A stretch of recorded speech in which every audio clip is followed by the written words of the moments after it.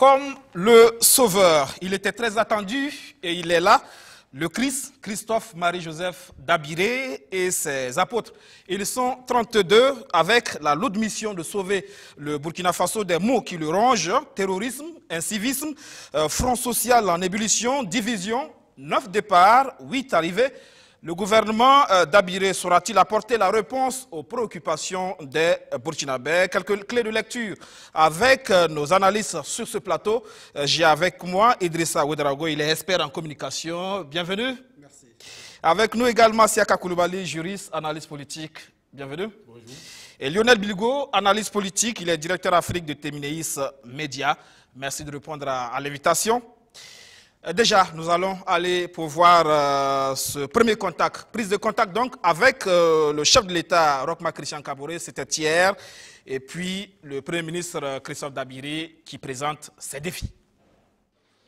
Pour le premier gouvernement de Christophe Dabiré, on dénombre 8 départs et 7 arrivées. Qui sont ces nouveaux qui prennent le train en marche? C'est d'abord Chérif Sy, ministre d'État, ministre de la Défense nationale et des anciens combattants. Ousseini Compaoré, ministre de la Sécurité.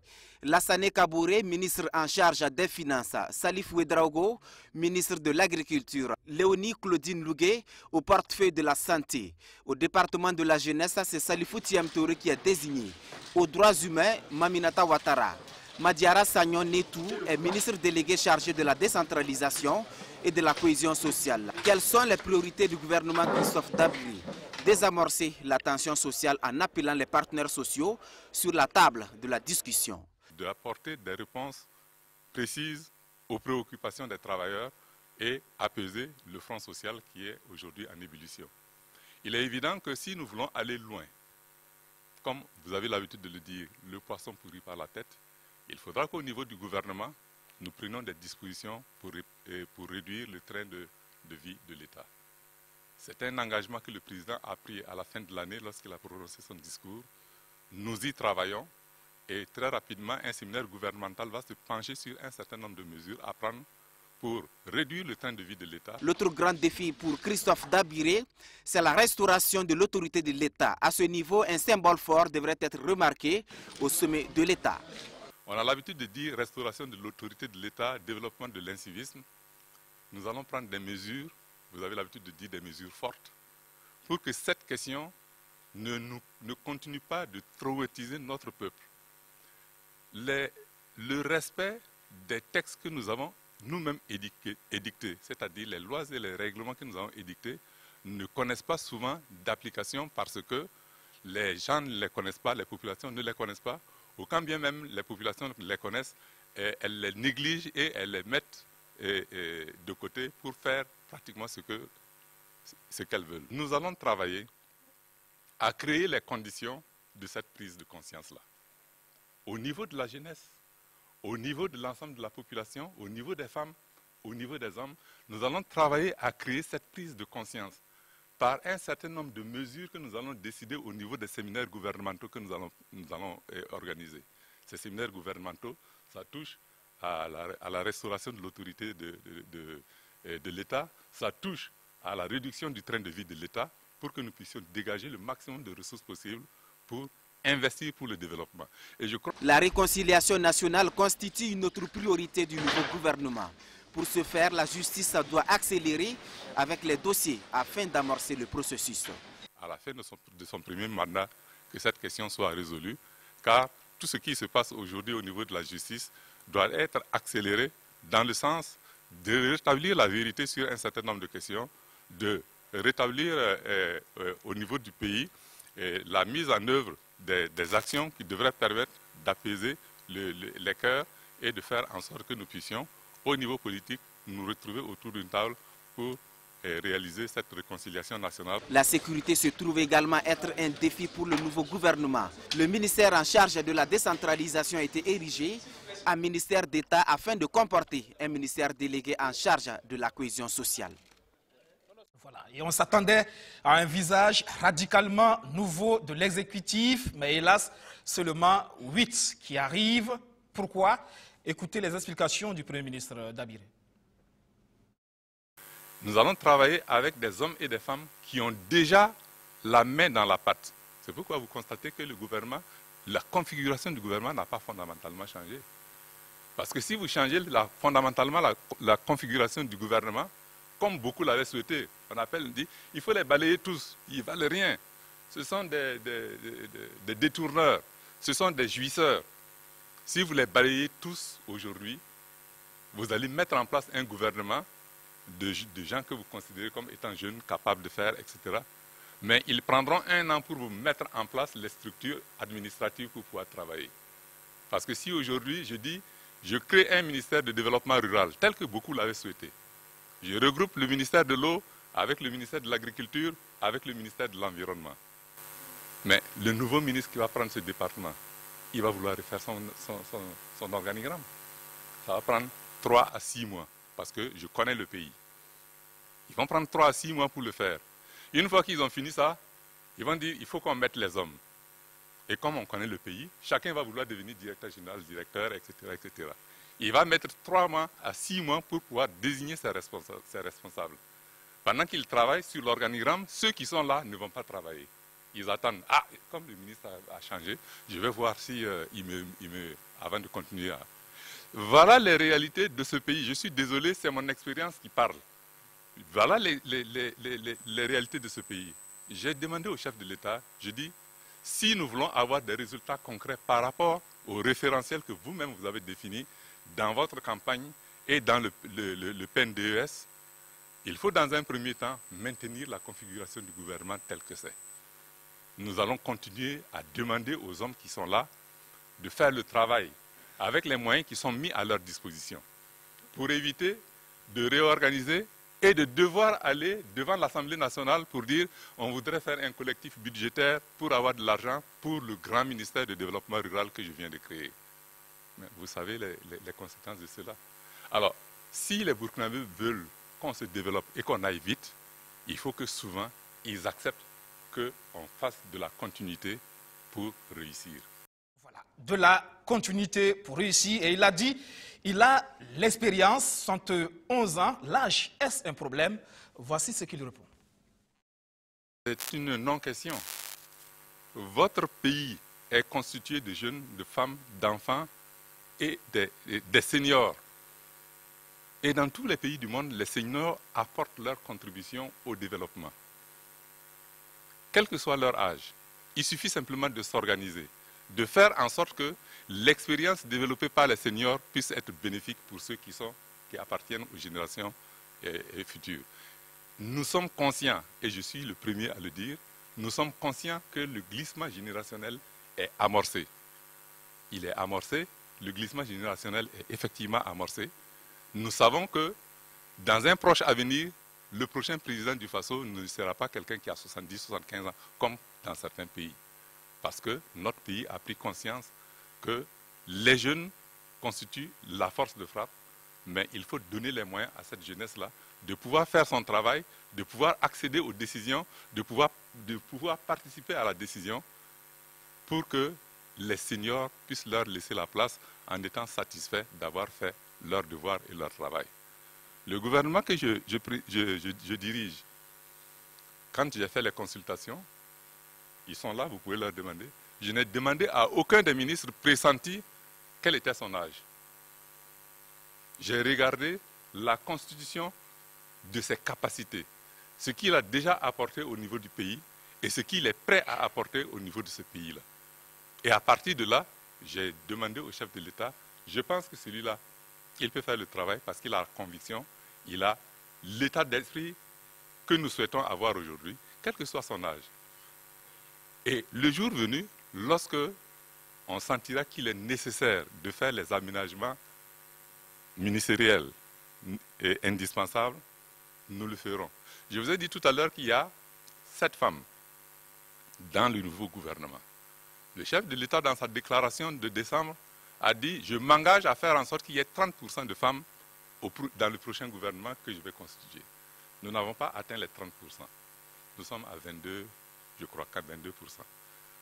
Mais j'ai pris la responsabilité de lui expliquer que nous devons travailler à faire en sorte que son engagement soit réalisé.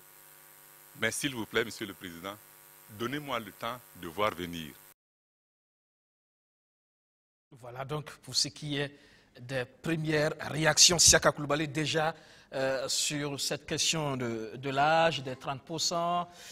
On a vu un peu quelques petites polémiques là, mais ce n'est pas un problème. La réalité aujourd'hui est telle qu'il faut voir en fonction du contexte du moment. Oui, tout à fait. Je crois que sur certaines questions, le Premier ministre a donné des explications qui peuvent être acceptées. Concernant donc le pourcentage des femmes au gouvernement, concernant la question de l'âge, ça peut encore passer. Parce que la préoccupation principale des Burkinabés aujourd'hui, il a donné les priorités, et ces priorités, nous sommes d'accord là-dessus. Il s'agit donc de faire face et de répondre à certains défis bien concrets qui sont là, à commencer par donc, la fronde sociale, les discussions avec les travailleurs, etc., le terrorisme et autres. Donc pour cela, on ne va pas trop pinailler sur les aspects hommes-femmes ou âge. Si les gens sont c'est capables, bon pour un gouvernement normal. Si les gens sont capables de réagir et de répondre aux problèmes qui sont posés, je pense que tout le monde va s'en contenter.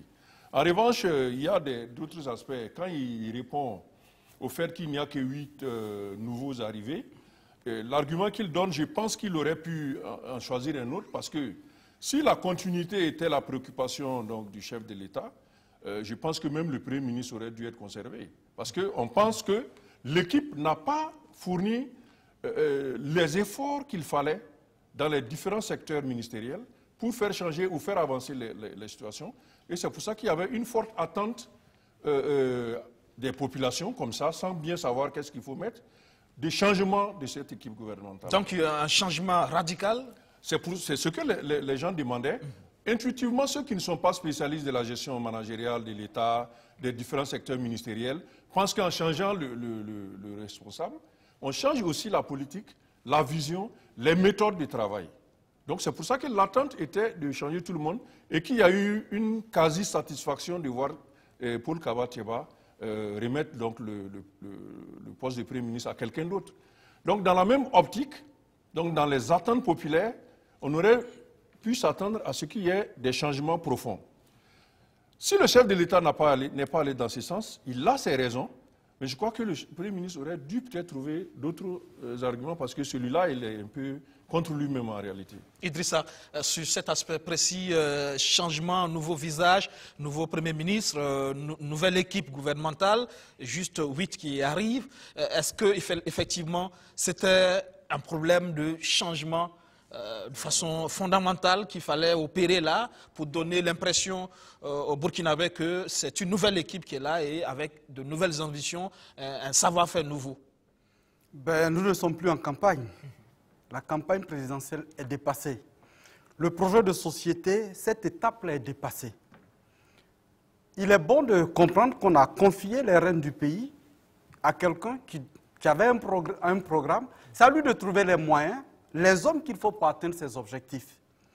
Et il serait bon que dans le débat public, on établisse une fois pour toutes ce qui a fait le progrès de l'humanité et des autres nations, comme le Rwanda ou d'autres pays qu'on prend en exemple.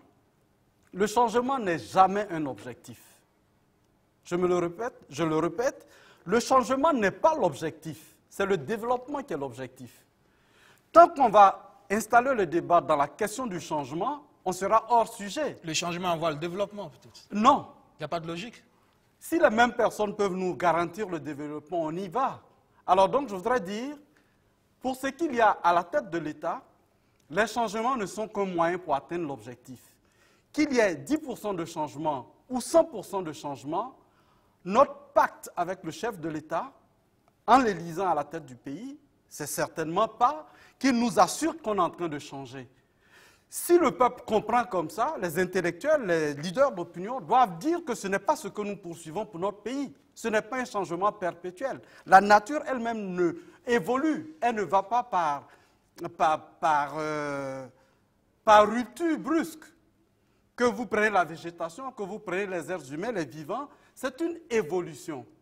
Et dans les évolutions des nations, il faut tenir compte que d'une étape à une autre, il y a des fils incassables qui doivent rester, qui font l'essence de la nation. Au nom de la stabilité. Et voilà. Et donc, dans ce sens-là, pour moi, le gouvernement est dans la ligne droite de celui qu'on a choisi. il convient à cela. Il a tenu compte, il est même revenu sur certains points comme pas d'homme de tenue dans le gouvernement. Il a dû reculer sur certains principes et on ne peut souhaiter mieux. C'est le contexte qui Exactement, doit déterminer. Et c'est cela. On ne change pas brusquement, on évolue. Et pour moi, ce gouvernement-là est venu dans ce sens et c'est bon. Lionel, 8 qui arrivent, c'est vrai qu'il y a 9 qui s'en vont, mais ça, le visage reste ancien tout de même.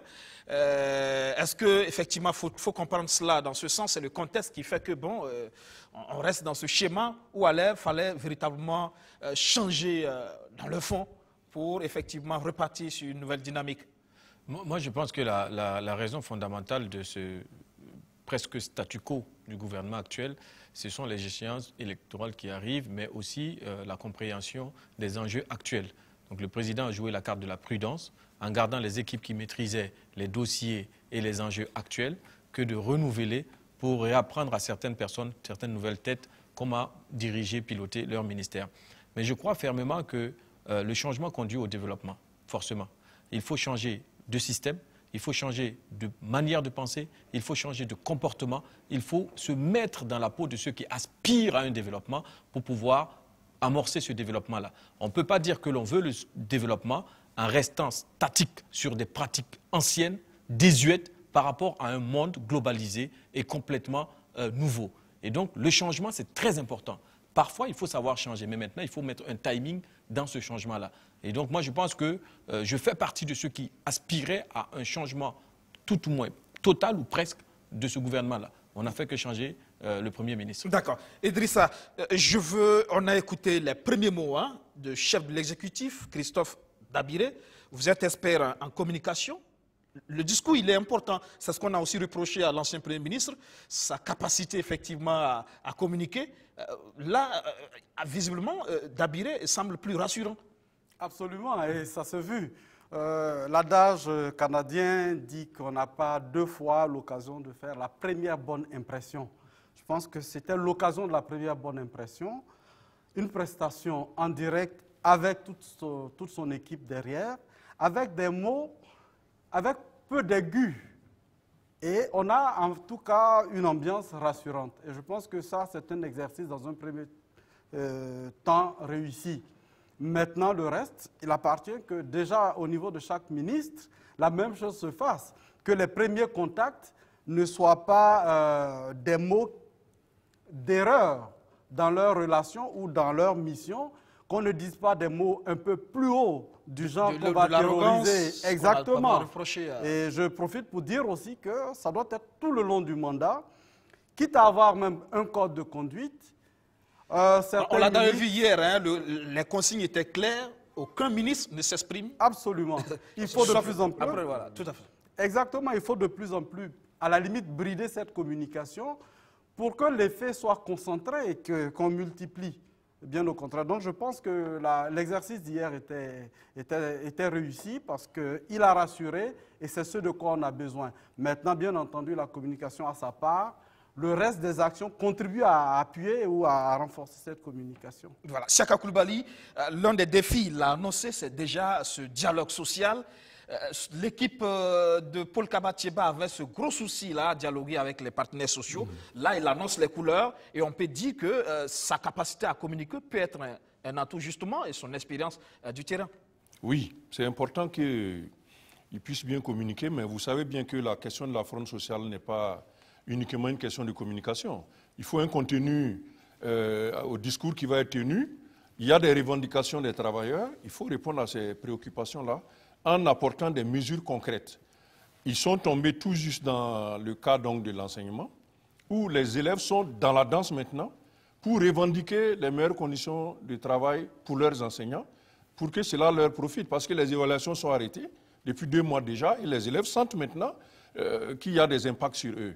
Donc là, il faut apporter des mesures concrètes. Là, le débat justement à ce niveau, nous avons reçu Bassolma Bazier qui sera notre invité pour ce dimanche à l'émission Suffrage de vérité, mais qui le dit clairement, il n'y aura pas de trêve.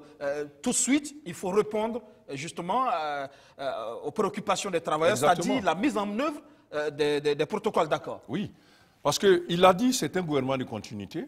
ils continueront avec le passif de l'autre gouvernement. Donc tout ce qui a été mis sur la table en termes de revendications par différents secteurs, il faut qu'ils y répondent concrètement. Donc la communication est une bonne chose, mais le fond est plus important. C'est là où la nature réelle du gouvernement que le président a mis en place me semble peut-être pouvoir poser problème. Il n'a pas fait le choix du politique pur, qui a l'avantage, lorsqu'ils sont en difficulté, de pouvoir combattre et d'appuyer les options prises par le gouvernement, de faire un face-à-face avec ceux qu'il considérerait au niveau du gouvernement comme des adversaires. Donc, un gouvernement purement politique. Voilà, cela lui aurait permis de régler cette question de cette façon-là. Parce que, de toute façon, telles que les choses sont parties, il y aura suffisamment d'ébullition dans différents niveaux, terrorisme, front social, économie, pour qu'il y ait un combat politique à faire. C'est là où l'option du politique aurait été une bonne chose pour lui. Quitte à ce que... Les techniciens ne sont pas forcément les techniciens auraient été bien à descendre dans cette arène. Mais il aurait fallu un haut niveau de technicité qui fasse que, quel que soit l'ancrage politique du ministre en question, ces propositions techniques soient telles qu'on ne puisse pas les discuter. Donc, c'était ça. Mais en maintenant, ce gouvernement, moi je pense qu'il a plutôt fait une option qui se rapporte à lui-même, n'est pas avoir des personnalités à qui il est obligé de rendre compte ou de demander son avis avant tel ou tel. Donc d'aller vers plus une personnalisation du pouvoir qui peut faciliter son action en tant que chef de l'État, mais quand il va faire face à des difficultés, il aura, je pense, beaucoup moins de soutien, y compris dans le camp qu'il a conduit au pouvoir. Lionel, avec justement Paul Kaba-Thiéba, on parlait de problèmes de charisme, de leadership, mais il fallait dans un gouvernement aussi des gens qui avaient de l'âme. La ministre des Finances, Rosine, semblait être celle-là qui donnait de l'âme à cet exécutif. Pour ce cas précis, on parle de ce dialogue social. C'est vrai qu'elle n'est plus là. Peut-être qu'avec le nouveau, ça va permettre aussi effectivement de rétablir le contact et de faciliter le dialogue. Dans tous les cas, les compteurs sont presque remis à zéro pour engager la discussion avec les syndicats, parce que c'est un nouveau ministre, Premier ministre qui vient. Il vient certainement pour écouter et aussi donner son avis sur les questions cruciales du moment.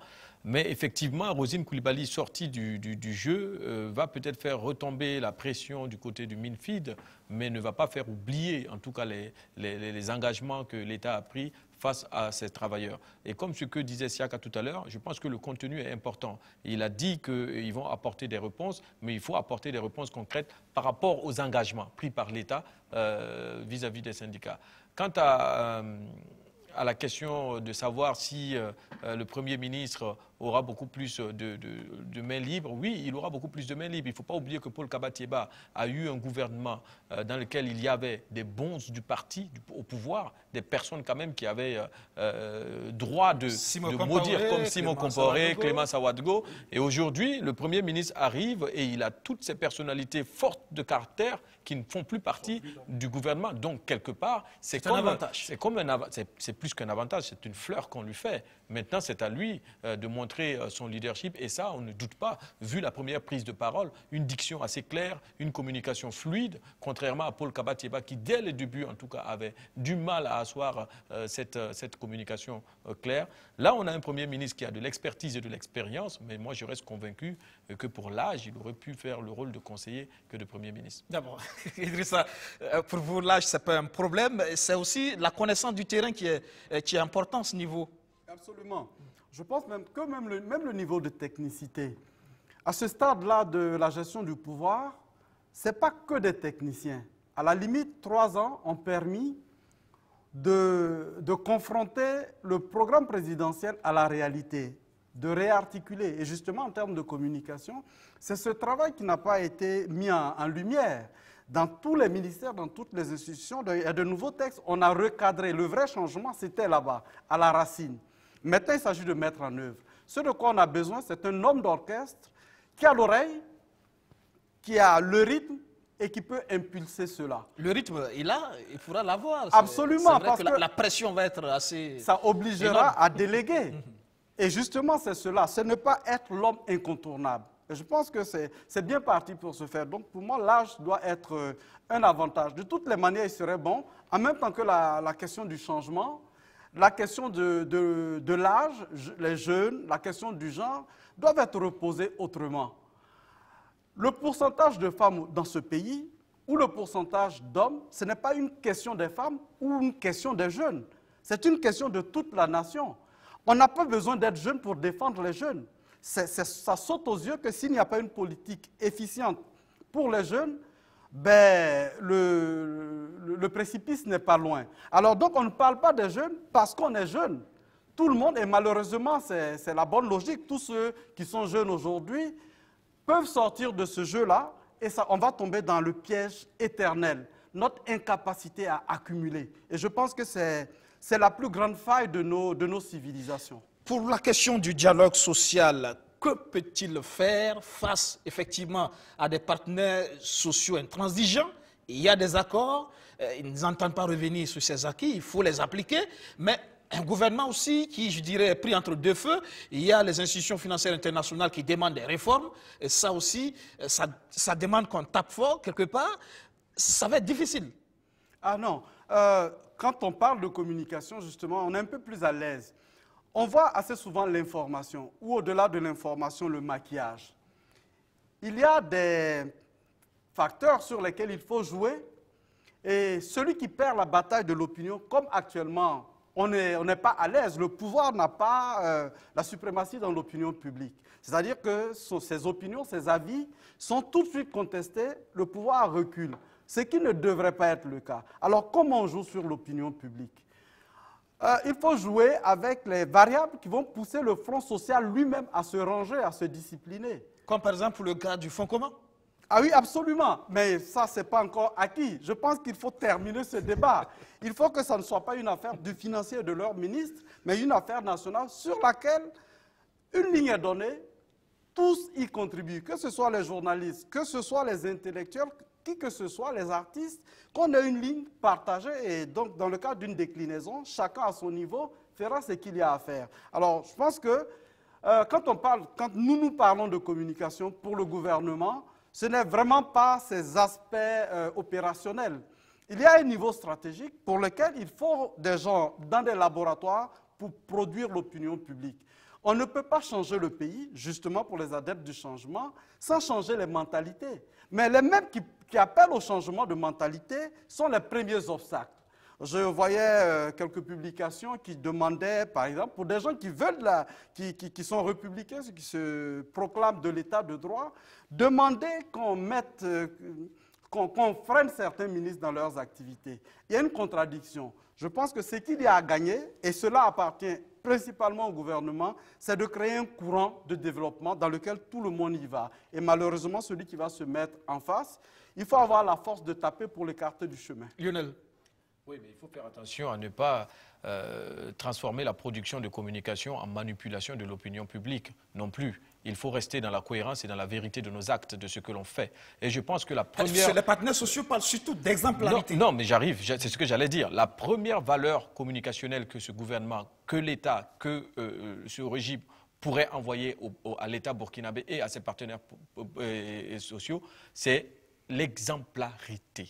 L'exemplarité dans l'exécution du devoir étatique. C'est très important. Et il ne s'agit pas juste de venir nous sortir une rhétorique angélique pour endormir les masses. Il faut leur prouver que nous sommes au travail pour leur bien et pour le bien de la nation. Un projet de société, ça ne se produit pas dans un laboratoire ex nihilo. Ça se produit en regardant la société dans laquelle nous sommes, en prenant en compte les besoins de la société.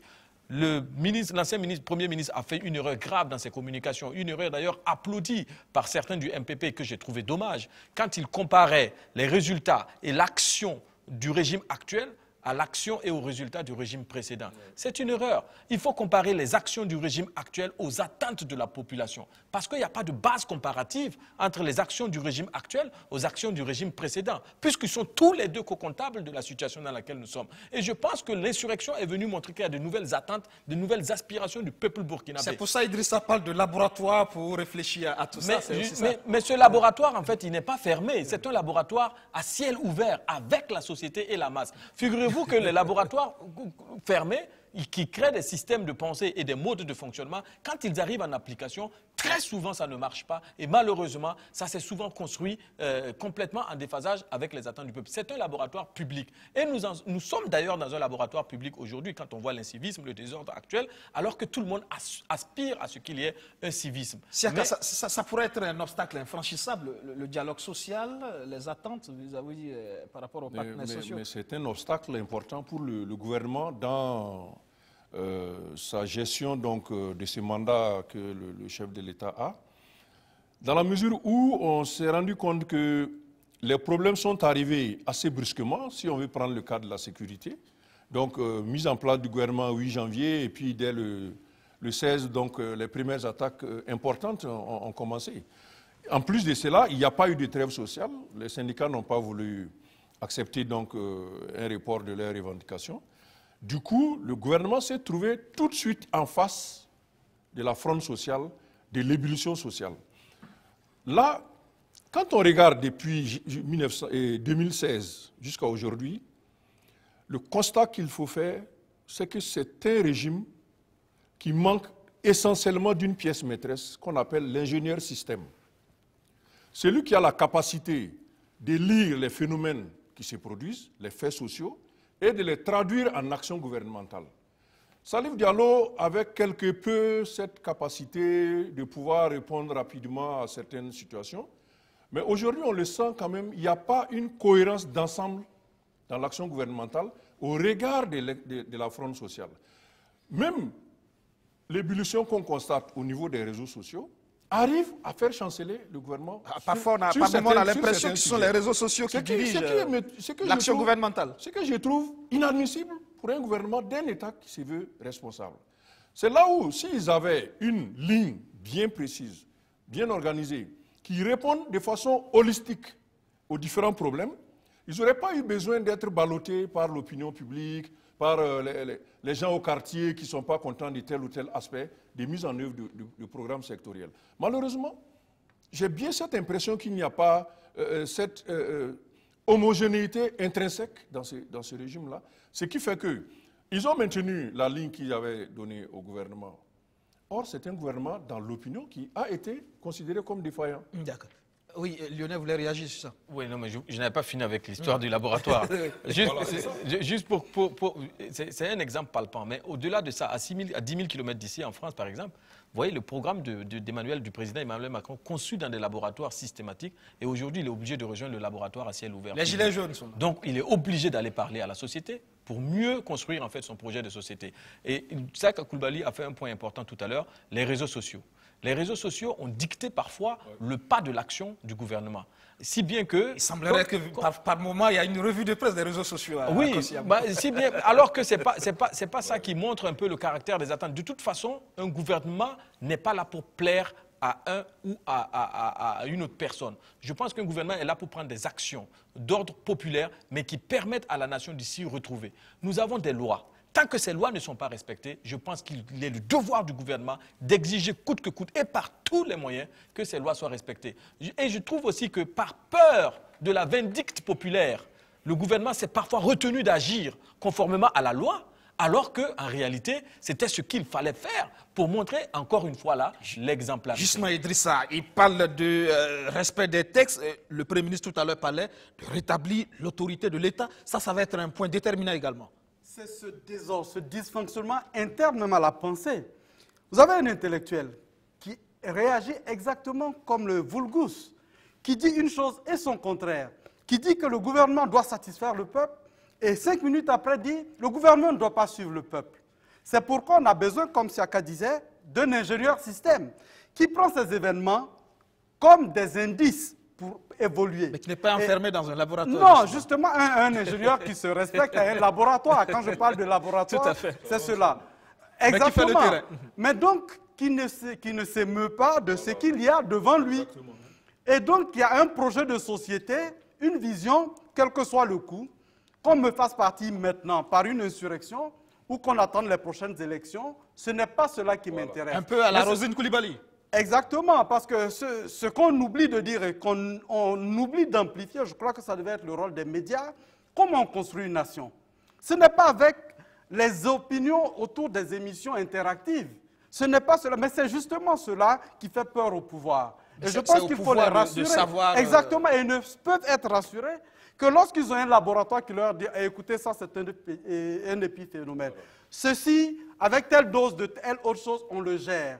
Quand nous parlons de communication à ce niveau-là, et je le dis, on a vu le bel exercice de Macron ici. Il était suffisamment préparé, on l'a vu, pendant des mois. Des équipes à la manière ici. de Usain Bolt. La compétition n'est rien, tout est dans l'entraînement.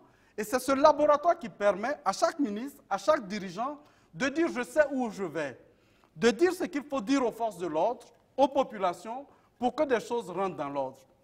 Nous avons d'éminents chercheurs qui peuvent nous dire où on en est et où on est en train de partir au niveau social. Vous vous rendez compte qu'il y a plusieurs nations. On n'a pas encore un État. On n'a pas une nation et on permet tous les discours dont on sait qu'ils ne peuvent pas construire l'État.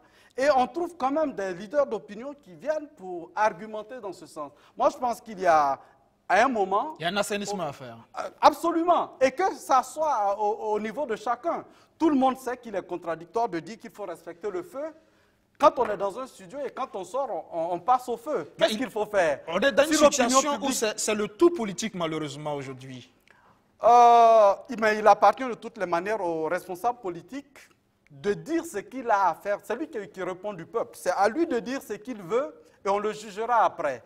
Quand il dit qu'on doit respecter la loi, on respecte la loi, quelles que soient les populations ou les événements qui vont s'en suivre. Je me souviens que le président, pour son investiture, est revenu sur cette question. C'était un point essentiel. Rétablir l'autorité de l'État. 3 ans après, force est de constater que le Premier ministre revient sur ce même discours.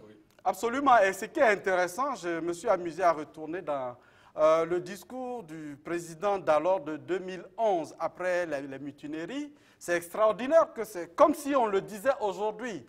Il y a le discours politique qui pour moi est éphémère. À la limite, il peut s'adapter à toutes les situations. Vous l'enlevez là, vous allez aujourd'hui peut-être au Mali, il sera extraordinaire. On a même eu l'anecdote d'un pays un peu plus éloigné qui a pris un discours du Premier ministre burkinabé en son temps. Alors, ce n'est pas le discours. Et la communication ne se restreint pas à ce discours-là. Je prends le cas de la communication non verbale. On a vu dans l'autre gouvernement des ministres avec chaîne, avec chapeau. Quand ils viennent, c'est un peu un abat. Dans un contexte où les gens veulent que le dirigeant soit l'homme du peuple. On doit suivre cela. C'est-à-dire qu'il faut se... Mais ça c'est pas dans un discours. On ne dit pas changement dans un discours. L'homme du peuple comme le président de l'Assemblée nationale, par exemple. Oui, il contribue. Et l'autre aspect, l'absence de Simon Compaoré dans le gouvernement, aide l'autre pan qui était la faiblesse de la nation. Un parti au pouvoir qui n'est pas solide, qui n'était pas cohérent, il viendra aider ce gouvernement en mettant de l'ordre dans les rangs.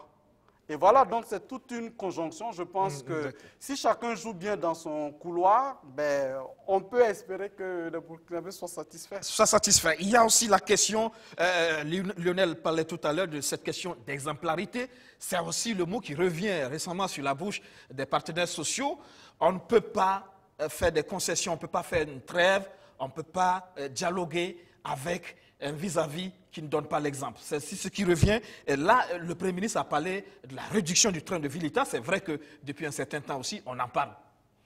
Mais je crois que cette question est une question assez difficile à résoudre de mon point de vue, dans la mesure où il va être difficile de pouvoir suivre tous les actes de gestion des différents ministres dans leur cabinet, étant donné qu'ils disposent d'un certain budget. Le problème, c'est le système d'évaluation de la gestion des biens publics qui fait défaut, qui fait que lorsqu'un budget est attribué à un département ministériel, son utilisation peut parfois diverger des objectifs premiers pour lesquels on a attribué ce budget-là. C'est dans cela que se trouve peut-être, à mon avis, le champ qui permet donc de venir à ce qu'on appelle le train de vie de l'État. Autrement, on est encore dans le champ de la communication politique, c'est peut-être des actes symboles. Exactement. Il y a les actes symboles, mais je crois qu'à ce niveau, il n'y a pas grand-chose à dire, hormis cette commande de véhicules. On a vu toute la polémique autour des talismans, justement. Cette commande de véhicules, c'est parce qu'ils ont peut-être commandé 3000 véhicules en Conseil des ministres que le problème s'est posé. Ou je ne sais plus quel était le nombre, en tout cas, des voitures.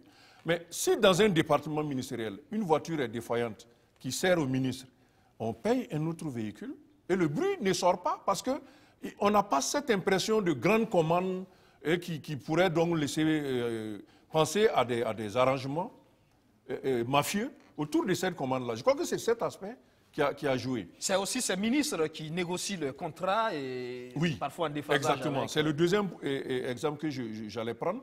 C'est peut-être aussi pour cela que le départ de Roselyne Coulibaly peut servir le chef de l'État ou le Premier ministre dans la communication, faire en sorte qu'il n'y ait plus ces arrangements intuitus ou personnés, donc qui font que chaque personne vient négocier son contrat de travail avec le gouvernement.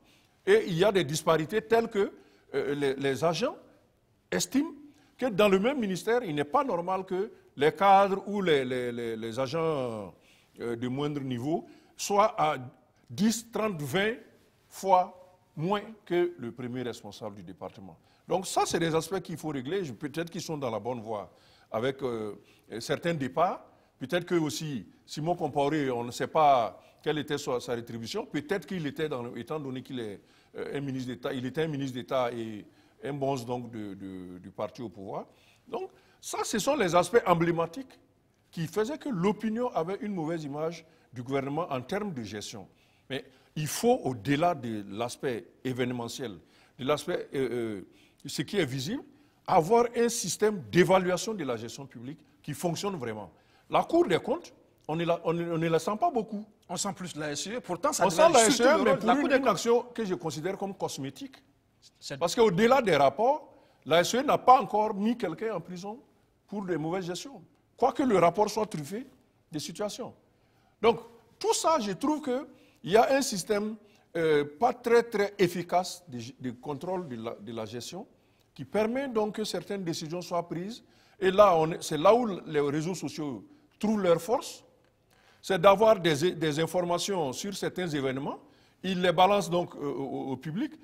Que ce soit vrai ou pas, la manière dont l'information est passée est désastreuse pour l'image du gouvernement. Lionel, c'est un travail aussi qui relève de la communication, de la gestion donc de ces questions-là. Comme quoi tout revient quelque part aussi à la communication. On parlait de ces gestes symboles. Lionel, c'est aussi effectivement par rapport à cette question de réduction du train de vie de l'État, ces institutions qu'on a toujours jugées budgétivores et insensées, peut-être avec le départ de Chérif Sy, c'est l'occasion de supprimer le haut représentant. Oh, bon, déjà, ça c'est pas moi qui vais vous dire que c'est pas une bonne chose. C'est une bonne chose, mais en même temps, je pense que le Premier ministre, dans son discours, en tout cas, il a donné un signal assez fort quand même. Et je pense que c'est au pied du mur qu'on va le prendre au mot et par rapport aux actions qu'il va poser. Effectivement, la réduction du train de vie de l'État est un phénomène qu'il faut regarder de près. Ça ne m'étonnerait pas qu'il y ait des réductions de salaire ci et là des ministres ou un rééquilibrage entre des niveaux de rémunération pour certains ministres. Ça ne m'étonnerait pas non plus qu'on revoie dans le parc automobile de l'État comment on peut optimiser en tout cas certains coûts à ce niveau-là.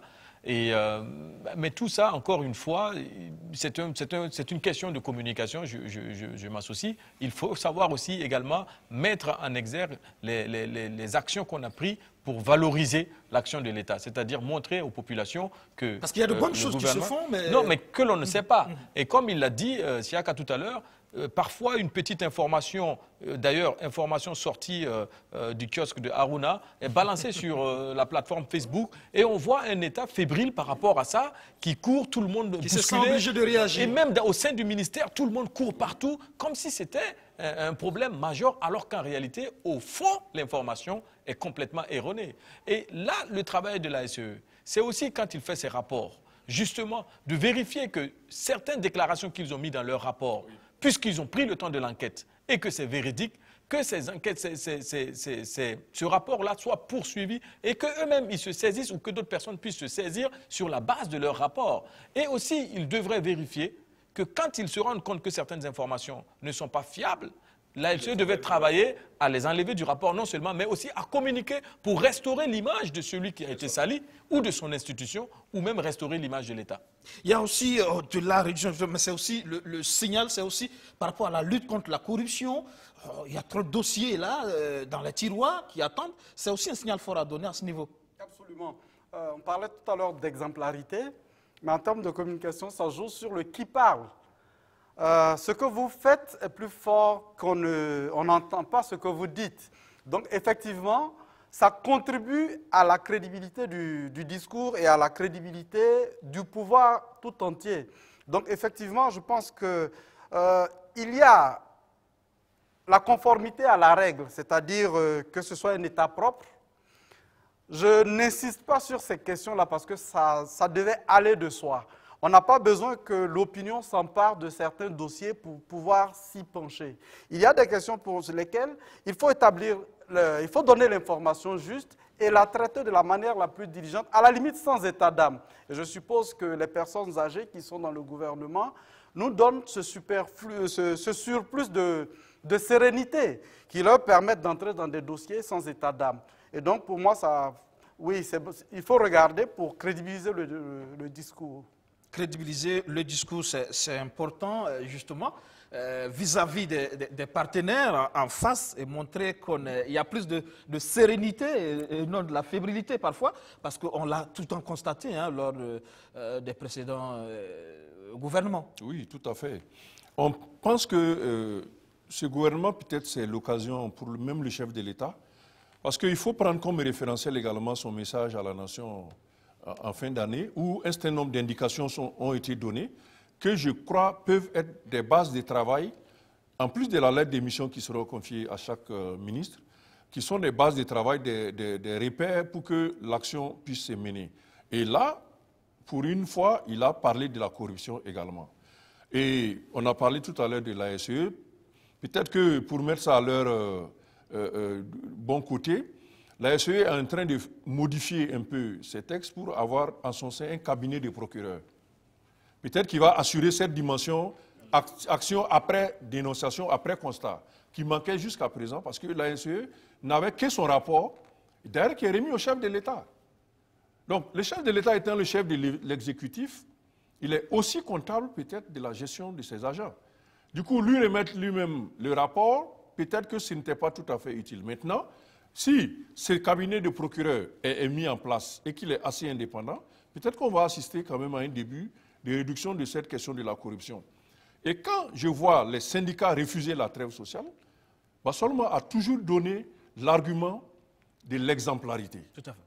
Alors, si la corruption est galopante et les agents publics sont bien placés pour le savoir, si le train de vie de l'État en termes donc de façon de dépenser du ministre et de son cabinet est dispendieux, les syndicats sont en droit, avec des arguments, de refuser la trêve sociale parce que, disent-ils, s'il y avait ceinture à serrer, il faut que ce soit au niveau de tout le monde.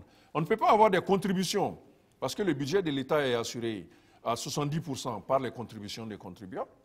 Donc, si on prend cet argent, il faut l'utiliser à bon escient, de sorte qu'il n'y ait pas de disparité entre les gens qui travaillent pour le bien du pays. Et là, c'est important que le Premier ministre actuel, il tienne compte de cela. Et je vais terminer sur la question donc de qui donne le message quand on parle. C'est là où le chef de l'État, dans le modèle qu'il a adopté de ne pas modifier l'ensemble du gouvernement, a peut-être manqué de ne pas mettre des gens qui, en eux-mêmes, communiqueraient par rapport à telle ou telle question. Je crois qu'il aurait peut-être pu travailler un peu plus sur cet aspect-là, en mettant des gens qui ont déjà des acquis en matière de lutte contre la corruption, des acquis dans tel ou tel secteur du développement, de sorte que sans même communiquer au sens de Idrissa, ils aient déjà une communication qui parle pour eux, des référents qui parlent pour eux. Je pense que cet aspect, à mon avis, n'a pas été suffisamment bien utilisé. Voilà. Alors, on va parler d'un autre aspect de la suite des défis, sécurité et défense. Le gouvernement, l'exécutif est très attendu sur ce sujet-là. On a vu qu'il y a des changements quand même. On parlait tout à l'heure, parce que ceux qui étaient là, Jean-Claude Bouda, Clément Saladougou, étaient suffisamment décriés. On disait que ce n'étaient pas les hommes de la situation. Là, il y a eu des changements majeurs avec notamment M.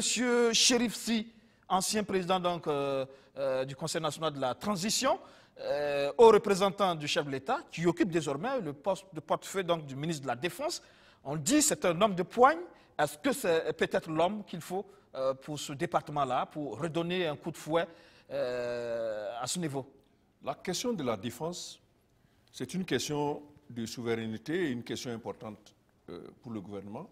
Le chef de l'État donc tient à ce que ces secteurs-là soient tenus par quelqu'un qui lui est proche. Je pense que c'est cet indicateur qui a beaucoup fonctionné, à la fois dans la désignation de Jean-Claude Bouda et de Chérif Sy maintenant. Moi, je prends toujours les référentiels. Son discours à la nation, il a pris 2 points dans la question de la défense. Il a parlé du rehaussement du budget de la défense qui pourrait servir à régler les différents déficits qui sont évoqués ça et là, la question des équipements, la question donc de la motivation, la question de la formation, etc. Le deuxième point que le chef de l'État a évoqué, ce sont les réformes du secteur de la défense. Est-ce que celui qui l'a mis est le concepteur d'une réforme du secteur de la défense, de sorte que d'ici 2, 3, 4 mois, on ait un nouveau dispositif qui serait beaucoup plus performant avec des résultats concrets? Ça, c'est la question qu'il faut poser au chef de l'État. Voilà. Parce qu'effectivement, Lionel, là, on a l'impression qu'il y a un paradoxe, effectivement, sur cette question précise, parce que le Premier ministre dit qu'il faut faire dans la continuité, parce qu'il y a des gens qui maîtrisent déjà des dossiers, mais Chérif Sy, c'est un dossier pressant, il faut aller très vite, mais Chérif Sy ne maîtrise pas ce dossier. Non, on ne peut pas dire ça. Ou alors, en tant que haut représentant, il est suffisamment... Voilà, je pense qu'en tant que haut représentant, il a pu peut-être, ça c'est un avis assez subjectif, hein, je n'ai aucune preuve, il a pu peut-être travailler sur cette question, il a accompagné le président dans un des Émirats, là, une fois, voir un défilé militaire. Je pense qu'il a pu quand même se frotter à la question, et c'était peut-être pour lui, ce titre de haut représentant, le temps de la préparation. Maintenant, effectivement, à la question de M. Chérif Sy, est-ce qu'il est la bonne personne pour cette défense ou pas? Moi, je reste quand même questionnant par rapport à son passé récent dans la transition. On sait très bien l'armée aujourd'hui est divisée. Voilà, que l'armée est divisée et la division de l'armée est-ce que c'est un homme de consensus suite à des événements dont il fait partie. Donc, du coup, cette question me taraude un peu. Je me demande s'il sera le rassembleur, s'il sera celui qui va insuffler une nouvelle dynamique dans cette armée. L'armée, c'est aujourd'hui des éléments aussi de l'ex-RSP à faire avec. Oui, c'est des éléments de l'ex-RSP disséminés ci et là, mais c'est aussi la gendarmerie, la police, c'est tous ces corps armés qui sont rassemblés et qui ont vu une espèce, entre guillemets, de tripatouillage de la vie, de la continuité de l'armée dès l'insurrection, pendant la transition. Donc, Chérif Sy, quand même, c'est un acteur clé.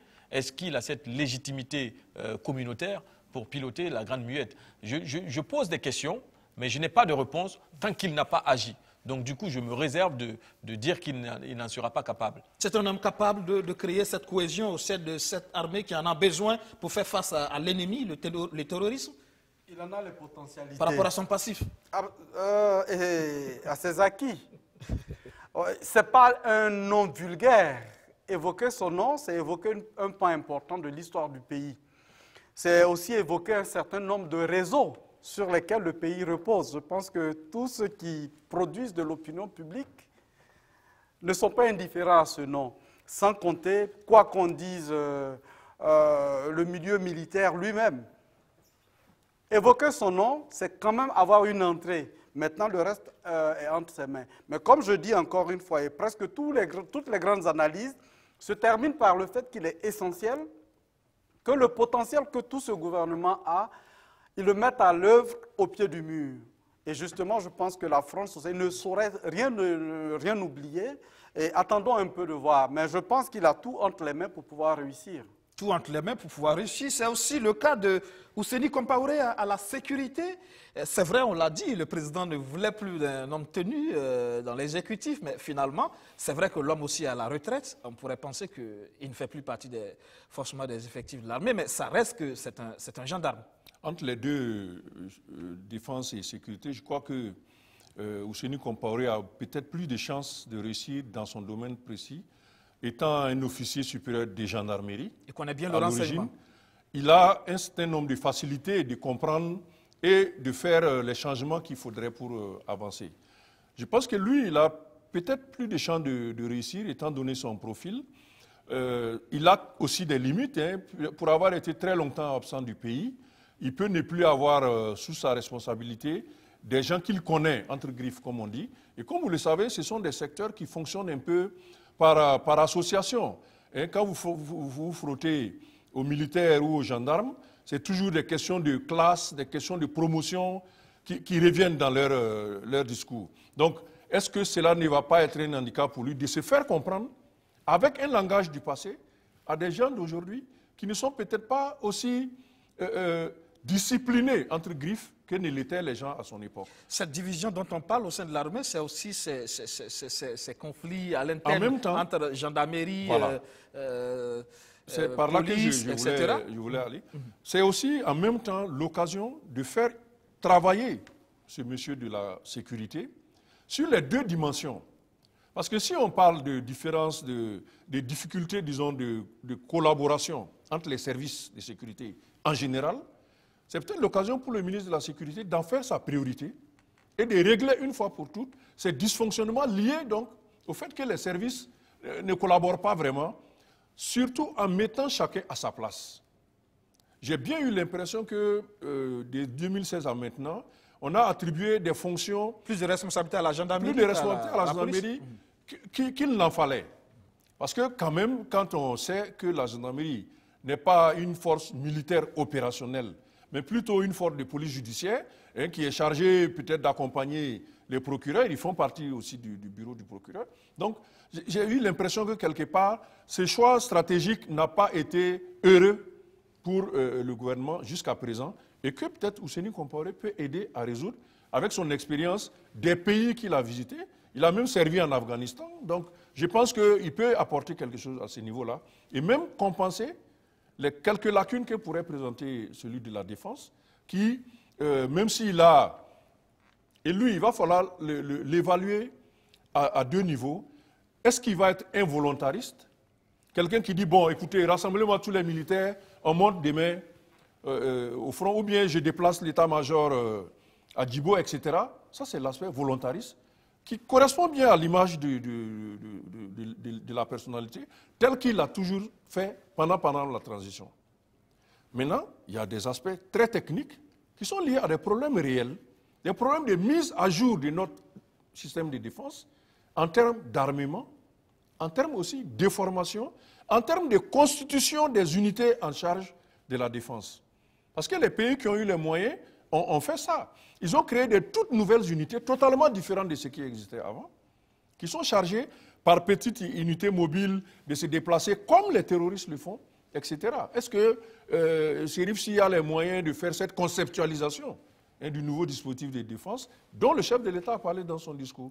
Donc on les attend au pied du mur. Au pied du mur. Cohésion au sein des forces de défense et de sécurité, mais au-delà, cohésion nationale, c'est aussi une priorité annoncée par le Premier ministre. Il parle de cohésion sociale. Il y a d'ailleurs un détachement carrément au niveau donc, de la réorganisation ministérielle, un volet consacré à cet aspect des choses, parce que la cohésion nationale, la réconciliation nationale, ça semble être aussi une priorité pour cet exécutif. Cohésion et réconciliation. Et enfin, heureusement, depuis longtemps, on en parle. On avait l'impression que certaines personnes autour de l'exécutif battaient en touche ou cherchaient à minimiser ce phénomène-là. Et heureusement, moi, je pense que c'est à féliciter. Et surtout, il faut aller vite au travail pour remettre, bien sûr, la confiance et cette cohésion-là en place. On a traversé quand même, vous savez, dans les grandes histoires, les moments de choc historique, il y a deux secteurs d'urgence. Il y a l'urgence au physique qui va soigner les blessures externes, mais il y a l'urgence sur l'impact psychologique.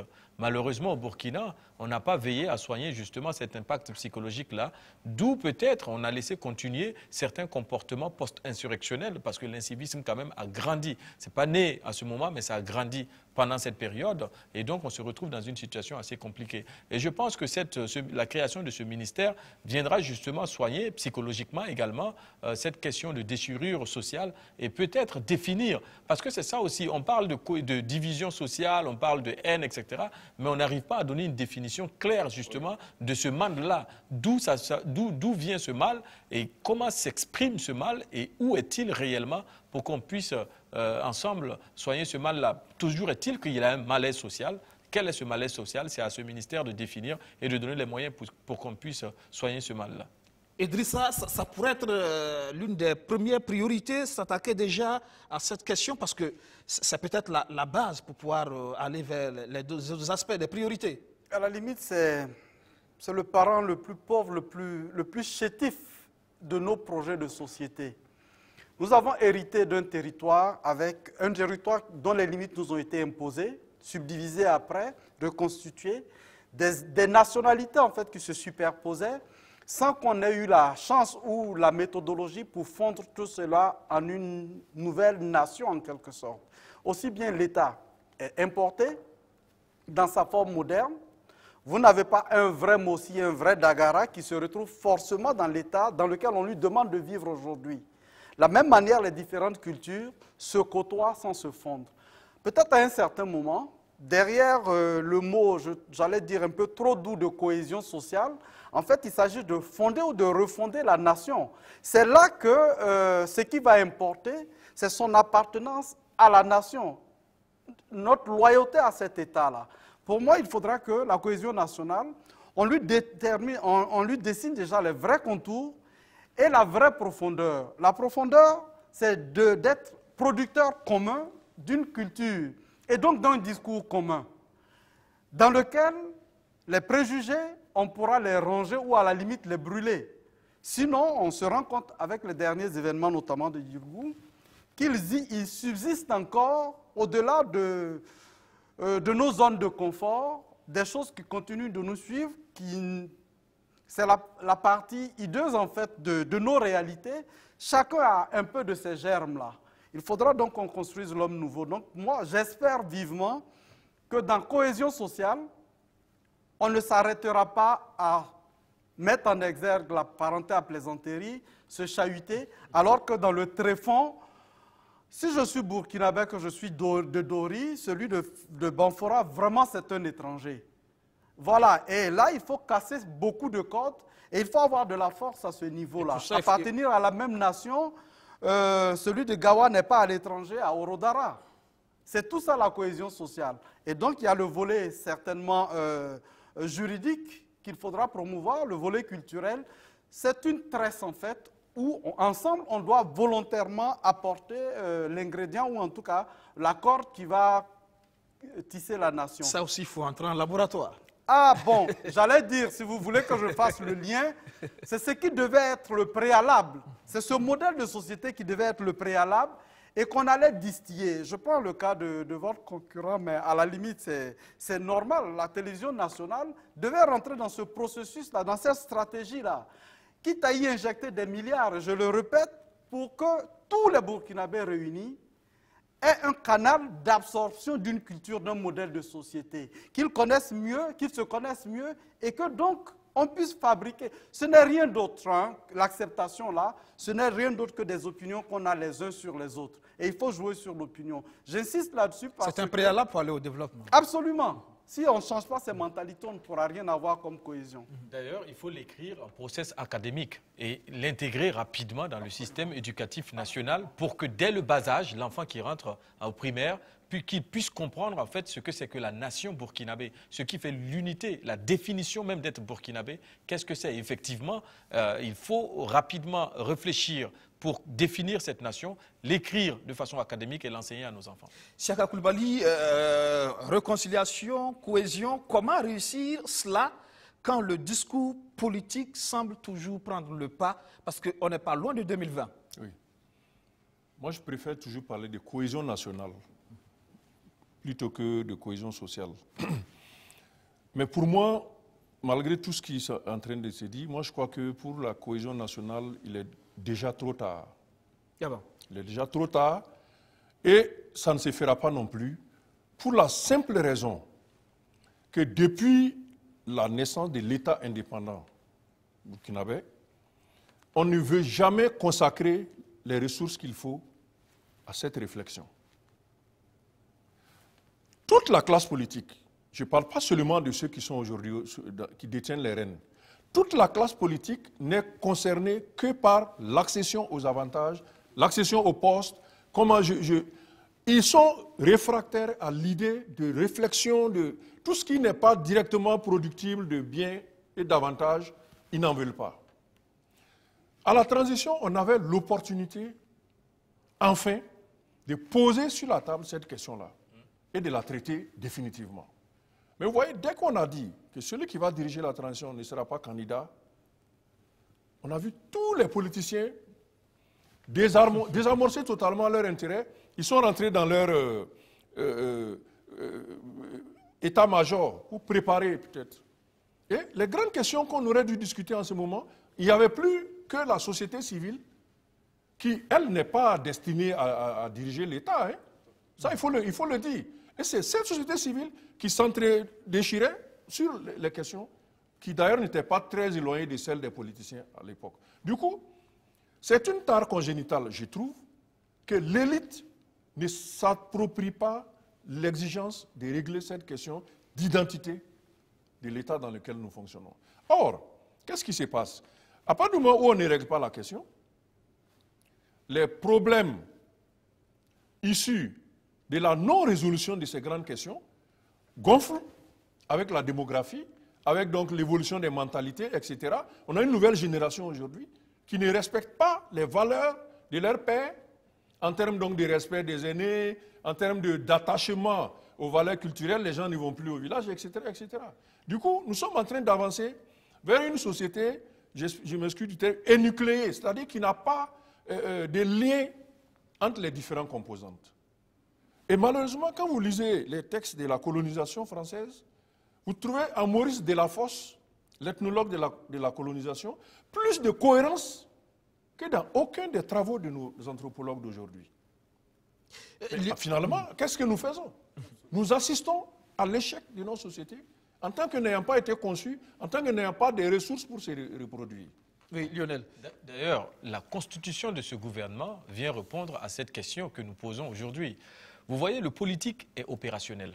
Le politique est rarement stratégique. Mais le politique doit avoir dans sa besace une composante stratégique qui va imaginer et définir. Donc, voilà, justement. Oui, non, justement, parce que ce n'est pas immédiatement productif. Alors que c'est nécessaire pour une nation qui veut créer un avenir lointain. Aujourd'hui, on a des programmes. Prenez par exemple dans le domaine alimentaire. Les programmes alimentaires au Burkina sont prévus pour 2 ans. Alors que dans d'autres nations, c'est des programmes destinés pour 50 ans, 100 ans. Donc, c'est la question de la vision, la question de là où nous voulons aller. Effectivement, on voit ce que nous vivons aujourd'hui avec les drames qui arrivent, etc. Ce bilan-là est facilement faisable.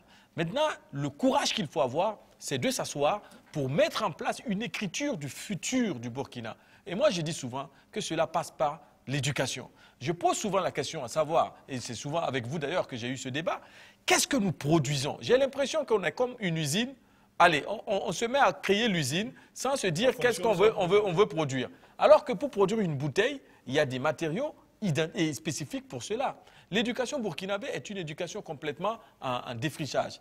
L'enfant, quand il rentre au CP1 et quand il sort au baccalauréat, la question n'est pas de savoir quel est le taux de succès au bac, c'est quel type de burkinabé sort au baccalauréat avec son diplôme. Le politique imprime la cadence, mais malheureusement, le politique, lui, voit son mandat de 5 ans renouvelé. Après, je voudrais ajouter un élément, tu m'excuses? Cette question de la réconciliation nationale qui a été plantée justement par manque de conceptualisation. Quand on commençait à parler de la réconciliation nationale, d'aucuns y ont vu l'effacement des fautes des gens qui ont péché par le passé, etc., etc. Malheureusement, on a créé une commission sous la transition pour y réfléchir, qui s'est poursuivie par le Ashkroun aujourd'hui. Mais quel est le document aujourd'hui autour duquel les débats devraient commencer? Il n'y en a même pas. Mais on a juste vu un clan politique exprimer sa vision de la réconciliation et on a pris cette conception-là comme la conception officielle et on l'a rejetée. Parce qu'effectivement, ils sont connotés et ils font partie d'un plan politique, ils recherchent quelque chose. Mais on devrait avoir une conception à partir du Ashkroun, d'un document autour duquel on commence à discuter. Et c'est là consensus. C'est là où les questions importantes, on allait les mettre. Parce que moi, ma conception de la réconciliation n'a rien à voir avec celle qu'on connaît. L'effacement des fautes de ceci ou cela, c'est justement de réfléchir aux bases de la société burkinabé sur laquelle on construit l'État. Ça, c'est un travail de longue haleine. Non, pas de longue haleine. Le travail peut se faire maintenant, mais sa mise en œuvre peut être de longue haleine. Mais le politique, lui, voit son mandat de 5 ans renouvelé. Le gouvernement, etc. Et c'est le plus gros piège. Je suggère, et j'en suis convaincu, on ne peut pas avoir un développement national en allant de 5 ans en 5 ans. Il faudra, comme il disait pour le point sur l'agriculture, à l'échelle de toute la nation, avoir un projet assez lointain pour que tout Burkinabé, quelle que soit sa situation, sache qu'il est dans un processus qui, dans 10 ans, doit avoir toutes les rues bitumées, de l'électricité partout. On sortirait donc des débats de bas de gamme. Ce n'est pas un avantage. La preuve, quand vous prenez soi-disant l'ancien régime et soi-disant le nouveau régime, chacun se prévaut de ce qu'il est en train de réaliser. Alors que personne ne réalise en dehors de la puissance de l'État. C'est l'État qui réalise. On parle de prospective, mais après, chaque régime remet en cause. Et justement, il faut sortir le Burkina de ces débats qui nous tirent vers le bas. Il faut installer une vision qui appartient à toute la nation, qui que ce soit qui arrive au pouvoir, il doit l'appliquer. S'il ne l'applique pas, il a affaire à toute la société face à lui parce qu'il n'est pas en train de construire sa propriété. Ce n'est pas pour son parti qu'il travaille, il travaille pour un État. À l'horizon 100 ans, toutes les énergies sont mises en synergie. Je prends un exemple. Quelque part, il était question de 55 milliards. En faisant des projections, ça fait autour de 10 000 militaires que ça pourrait entretenir, à raison de 500 000 même par mois. 10 000 militaires, ça peut venir résoudre un problème de maillage. Alors, ce n'est pas une question des financiers, ainsi de suite. C'est une question nationale. Notre survie est en jeu. Qu'est-ce qu'on fait? Certains de vos collègues disent que de Yirgou jusqu'à pratiquement à la frontière, ils ont été convoyés par des groupes d'autodéfense parce que le maillage n'est pas effectif.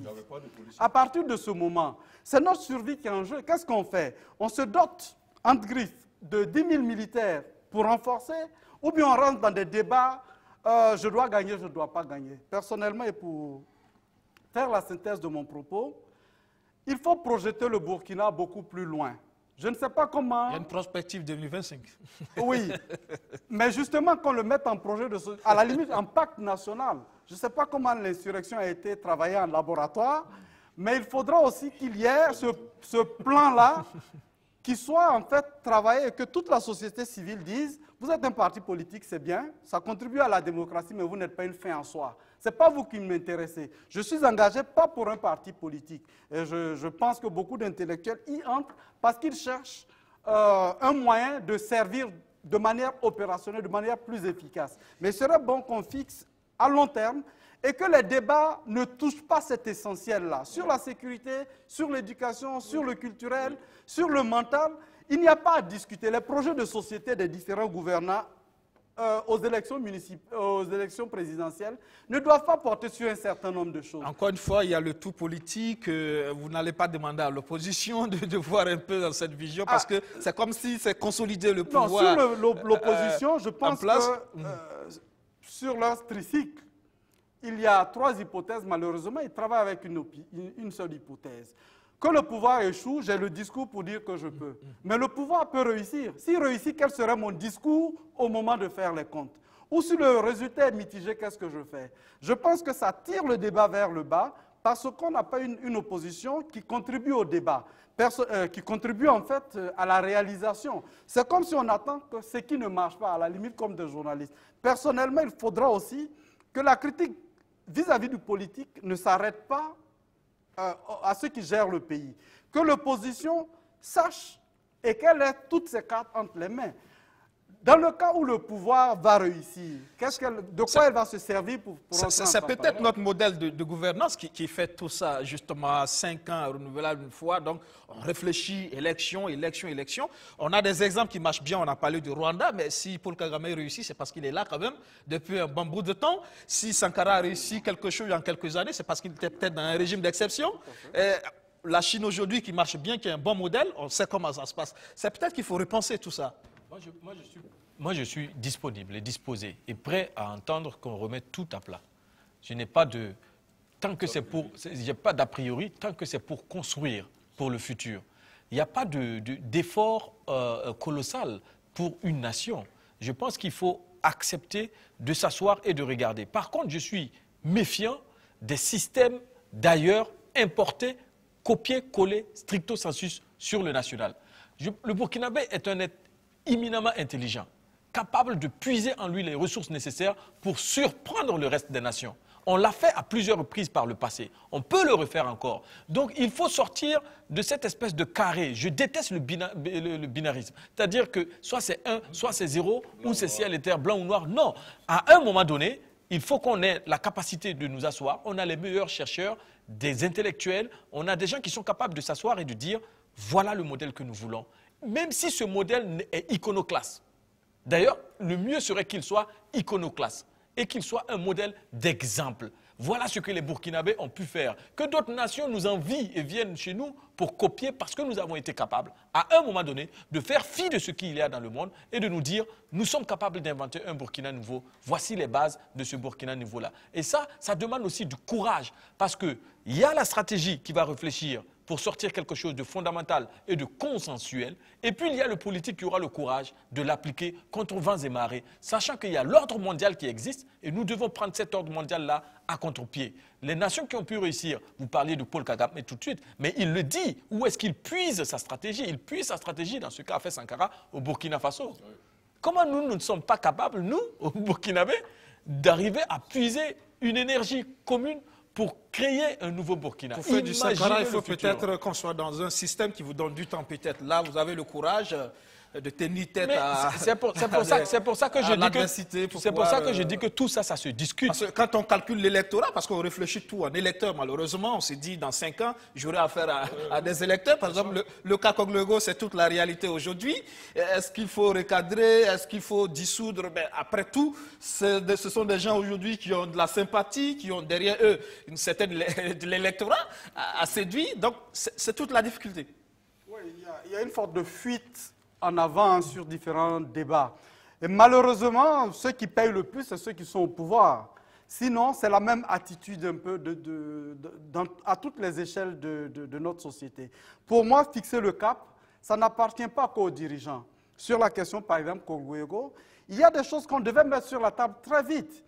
Pourquoi même l'opposition est réticente à taper tout droit dessus? Voilà, parce qu'il y a une réalité, quand vous vous approchez, vous vous rendez compte que ce n'est pas un débat qui est juste dans les salons feutrés et climatisés à Ouaga. Il y a d'autres réalités sur le terrain. Et je voudrais rappeler, par exemple, que je crois que c'est à l'article 10 de la Constitution, la préservation de la souveraineté nationale, je n'ai pas les textes précisément, incombe à tout Burkinabé, là où l'État a failli, quelque chose comme ça. Nous savons que à une profondeur de plus de 100 km, c'est difficile de protéger. Il incombe à tout Burkinabé de faire ce qu'il a à faire. Et là, les Koglerons ont en quelque sorte un argument dans la Constitution. Le reste de la loi sur les ILS, les initiatives locales de sécurité, il faut les voir de plus près. Personnellement, je pense, c'est mon approche sur la question Kogluego, c'est un mal nécessaire ou c'est une mauvaise nécessité. Dans tous les cas, c'est une réalité dans laquelle il faut rentrer de manière objective et voir. Mais je pense que le plus court pour nous, c'est de les recadrer parce qu'il y a des pistes pour le faire. Si ceux de Yirgou soulèvent problème, par exemple, où tout le monde appelle à la dissolution, ceux qui sont peut-être à, je ne sais pas, à Boromo ou à Fada, est-ce que ce qui les dissout à Yirgou les dissout également là-bas en respectant les textes? Personnellement, j'aurais souhaité qu'on éclaircisse le débat sans passion et qu'on dise ce qu'on veut obtenir d'eux. De toutes les manières, ils proclament aussi que c'est parce que l'État a failli. Et ils disent la même chose que les intellectuels disent, que notre État n'est pas puissant, il y a la faillite de l'État, et ainsi de suite, et c'est pourquoi ils prennent leurs responsabilités. Donc je pense qu'on a déjà un discours commun. Il faut trouver l'espace pour le faire. Pour ceux qu'on a pu joindre en quelque sorte, ceux qui ne veulent pas, c'est qu'on les élimine sans trouver une solution en quelque sorte en face. Voilà. Personnellement, il n'y a pas de bon débat, il faut l'ouvrir. Messieurs, on est en fin d'émission. Une question pour terminer. Ce commando de Christophe Dabiré, travailler pour régler les questions du moment ou alors aussi travailler en pensant à 2020 parce que c'est aussi un enjeu? Je crois que c'est ni l'un ni l'autre parce que la logique électoraliste des gouvernements, c'est de faire un gouvernement très large avec principal indicateur, donc la représentativité géographique nationale, pour faire en sorte que chaque ministre puisse être un relais du chef de l'État qui voudrait se faire élire. Bon, on n'a pas tellement cette impression ici, même s'il y a beaucoup d'éléments qui y vont.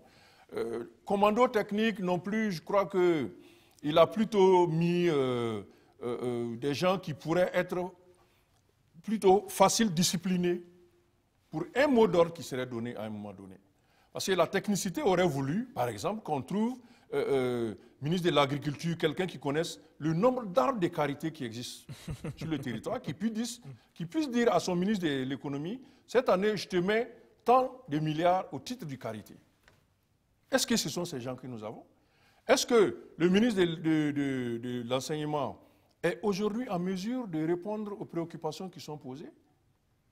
Et surtout à la nouvelle formule de lutte que les syndicats sont en train d'expérimenter, c'est de ne pas faire des grèves sauvages, mais de réduire leur combativité au travail. Par exemple, en suspendant les évaluations, c'est cette forme-là. Ils ne vont pas en grève pour qu'on ne leur coupe pas de l'argent, mais non plus, ils ne font pas le boulot. Comme aux finances également. Voilà. Là, il faut de la ressource pour pouvoir trouver les solutions à ces problèmes-là.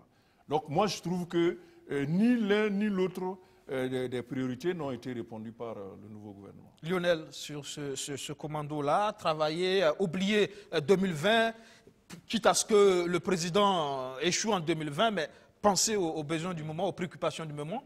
Je ne pense pas qu'oublier 2020, c'est envisageable. Il s'est déclaré candidat il y a de cela un an déjà, donc je pense qu'il y tient. Parce qu'il y a cette dimension aussi où, quand vous écoutez certains analystes, il y a le fait, par exemple, qu'on estime qu'il y a des pro-Salif Diallo qui sont plus dans le gouvernement. Ça aussi, ça donne à réfléchir par rapport à l'engagement de ces derniers. Non, mais je pense très sincèrement que si tout va se jouer à l'intérieur du parti. Mais là, nous, on est en train de débattre sur le gouvernement et l'action gouvernementale pour le bien commun des Burkinabés. Ce qui est du parti politique, ils vont régler leur couac avec le Yatenga ou les pro-Salif. Je pense que ça, c'est une autre sauce. Mais pour le gouvernement, je crois que très sincèrement que la question d'engranger rapidement des résultats sur le terrain de l'action gouvernementale afin de consolider la présentation à la candidature du président Blaise Compaoré, c'est un des chevals de bataille. Et je pense, et de Roch-Marc Christian-Kaboré, pardon, un lapsus, c'est ça l'enjeu majeur dans ce gouvernement. Et d'ailleurs, le Premier ministre Dabiré l'a dit en filigrane, on n'a pas voulu bouger trop de personnes parce qu'ils connaissent les dossiers. C'est plus facile d'aller vite que de prendre un temps de préparation et un temps d'assimilation des dossiers. C'est pour ça que le gouvernement est resté. Donc je pense qu'ils vont aller directement sur 2020 tout en engageant des résultats sur le terrain, oui. Idrissa, ça va ensemble? Absolument. 2020 réussi, c'est le peuple burkinabé qui gagne. Et il faut souhaiter cela. Il faut souhaiter que, de toutes les manières, c'est un engagement du chef de l'État de réaliser un certain nombre de choses d'ici 2020. On lui a donné le mandat pour. Le pire qu'on lui souhaite, c'est qu'il remplisse ce mandat. Et puis après, le peuple va décider qu'il y ait des faiblesses au niveau du parti, qu'il y ait d'autres difficultés. Le peuple aura encore l'occasion de se décider. Et je pense justement qu'il faut penser comme ça. Il faut rentrer dans le débat. Comme tout acteur au niveau de la politique publique est en mission pour le bien-être du pays, tous les citoyens. Dans ce sens-là, c'est évident. Quitte à frustrer une partie de la population, au risque de perdre des électeurs aussi. Là, moi, je souhaite qu'on ne lie pas les deux parce que c'est moins efficace et c'est moins patriote. Il faut justement habituer, et tous les gouvernants vont travailler dans ce sens. Ils vont travailler à la fois pour leur parti, pour leurs idéaux, mais ils vont travailler pour la nation à qui, en définitive, l'histoire, ils ont un compte à rendre à l'histoire. Et donc, je pense qu'il faut les encourager à travailler pour la mission pour laquelle ils sont là, qui est le bien-être de la population. Le bien-être de la population, c'est le plus important. Donc, merci à tous d'être passés sur ce plateau. J'étais avec Idrissa Ouedraogo, expert en communication, merci. Avec nous également, il y avait Siaka Koulibaly, analyste politique, et puis Lionel Biligo, analyste politique, directeur Afrique de Temineis Média. Merci encore, c'est la fin de ce plateau. Merci à vous qui l'avez suivi. Excellent sur le programme, sur la chaîne Au Cœur de nos défis. Bonsoir.